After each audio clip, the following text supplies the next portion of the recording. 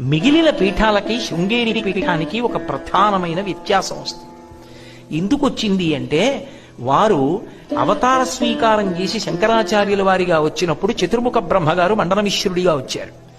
సాక్షాత్ సరస్వతి శారద అమ్మవారు సరసవాణిగా వచ్చింది, బ్రహ్మగారి ఇల్లాలుగా, మండనమిశ్రుడి భార్యగా వచ్చింది.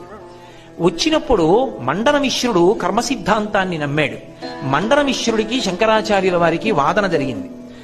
ఒప్పందం, ఓడిపోతే మండనమిశ్రుడు సన్యాసం తీసుకోవాలి. ఓడిపోయాడు మండనమిశ్రుడు, సన్యాసం తీసుకున్నాడు. నా భర్త సన్యాసం తీసుకున్నాక ఇక్కడ నేనెందుకు, నేను వెళ్ళిపోతాను సత్యలోకానికని సరస్వతీదేవి వెళ్ళిపోతోంది. వెంటనే శంకరాచార్యుల వారు వనదుర్గ మంత్రాలు జరిగారు. అటువంటి వనదుర్గ మంత్రాలతో కట్టారు శంకరాచార్యుల వారు. కదలలేకపోయింది సరస్వతీదేవి. ఎందుకు కట్టావని అడిగింది.